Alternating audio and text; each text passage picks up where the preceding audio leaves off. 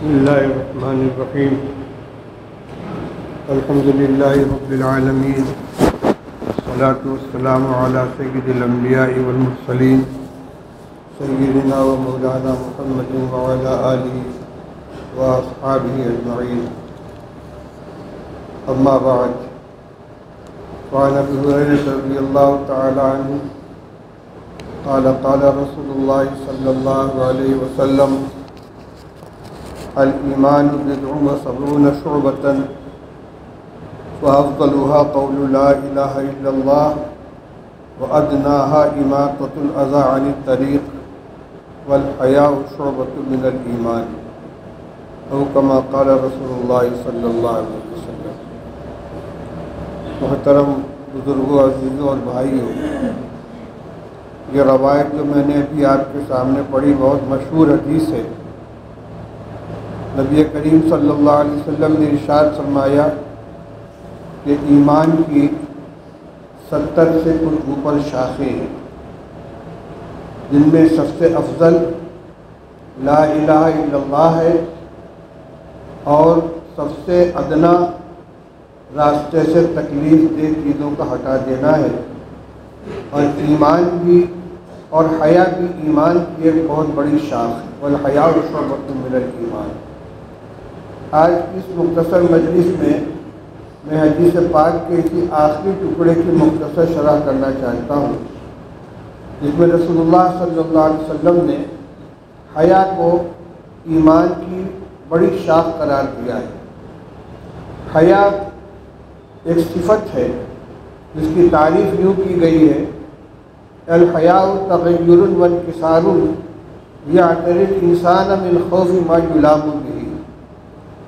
کسی ایسے عمل کی بنا پر جس سے آدمی کو ملامت کا، بدنامی کا خوف ہو، ایسے عمل کے ارتکاب سے انسان پر جو ایک انکسار اور انفعالی کیفیت تاری ہوتی ہے، اسی کو حیا کہتے ہیں. اردو میں اس کا سیدھا ترجمہ شرم ہے، لیکن جس حیا کو ایمان کی شاخ قرار دیا گیا ہے، اس سے مراد حیا ایمانی ہے. ملا علی قاری رحمۃ اللہ علیہ فرماتے ہیں کہ المراد بھی الحیاء الایمانی وهو خلق یمنع الشخص من الفعل القبیح بسبب الایمان. جس حیا کو ایمان کی شاخ قرار دیا گیا ہے، اس سے مراد ایمانی حیا ہے، اور ایمانی حیا ایک ایسی صفت اور ایسے خلق کا نام ہے جو انسان کو قبیح افعال کے ارتکاب سے روکتی ہے. ایمان کی بنیاد پر تو مسلمان ہو کر ایسا کام کرتے ہو. حیا وہ حیا جو معنی بنتی ہے برے اعمال کے ارتکاب سے. حیا کو رسول اللہ صلی اللہ علیہ وسلم نے سراپا خیر قرار دیا ہے. ایک روایت میں ارشاد فرمایا کہ الحیاء خیر کلہ لا یاتی الا بخیر. حیا سراپا خیر ہے اور اس کے نتیجے میں خیر ہی وجود میں آتی ہے. ابو عبداللہ بن مسعود رضی اللہ تعالیٰ عنہ کی روایت ہے، رسول اللہ صلی اللہ علیہ وسلم نے ارشاد فرمایا: ان مما ادرک الناس من کلام النبوۃ الاولی اذا لم تستحی فاصنع ما شئت. گزشتہ نبوتوں میں سے جو باتیں محفوظ رہ گئی ہیں، ان میں ایک یہ بات بھی ہے، یہ ارشاد بھی ہے کہ جب تمہارے اندر حیا نہ رہے تو پھر جو چاہو کرو. اس سے صاف معلوم ہوتا ہے کہ برے اعمال سے اور برے افعال کے ارتکاب سے روکنے والی صفت انسان کے اندر حیا ہے.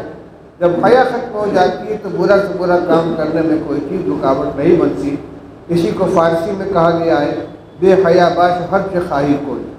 بے حیا ہو جاؤ، پھر جو چاہے کرو. اس کو ایمان کی عظیم الشان شاخ قرار دیا گیا ہے.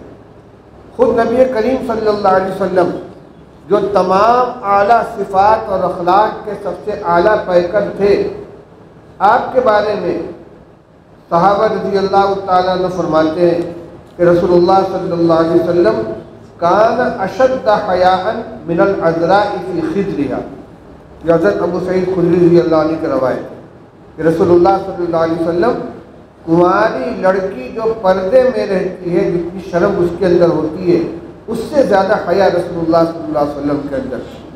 فَإِذَا رَأَى شَيْئًا يَكْرَهُ عَرَفْنَاهُ فِي وَجْهِهِ، اگر کوئی ناگوار چیز آپ دیکھتے تھے تو ہمیں آپ کے چہرے پر اس کا اثر محسوس ہوتا تھا۔ یہ حیا شرعی ہے۔ اور اس کا تقاضا کیا ہے؟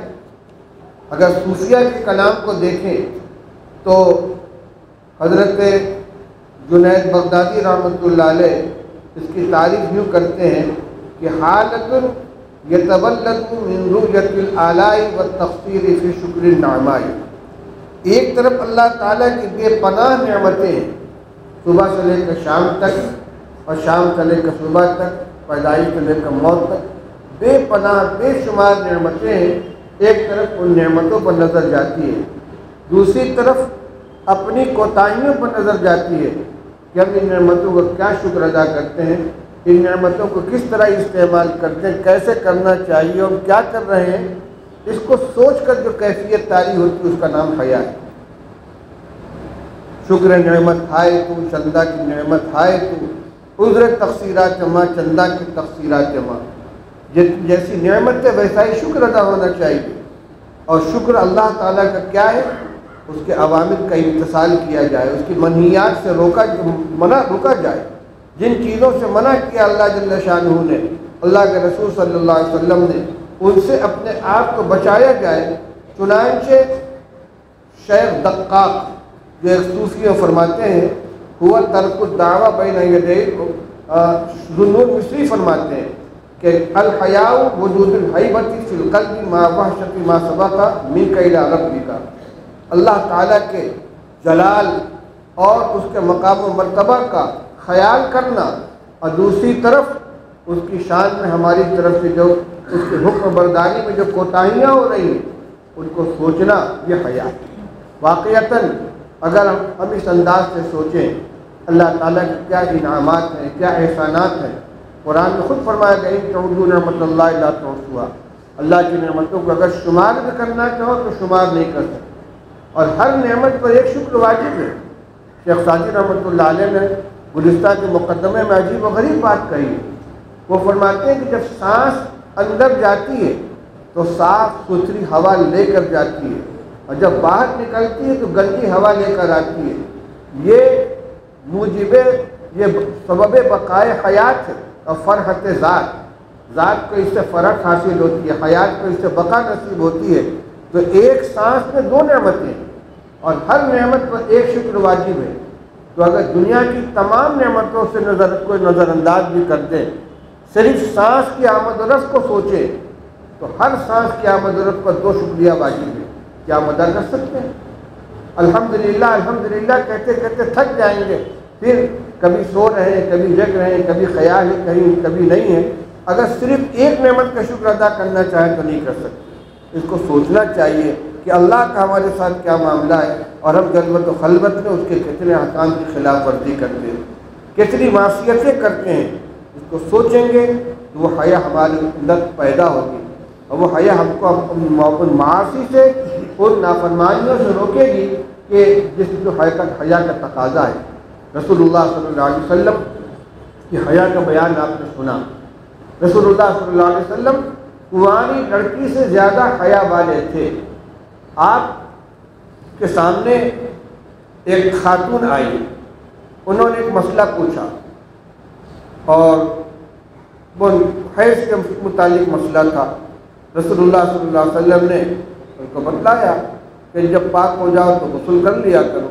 اس کے بعد آپ نے جملہ استعمال فرمایا کہ خشک چمڑے کا ٹکڑا لے کر اس کو پھیر لیا کرو۔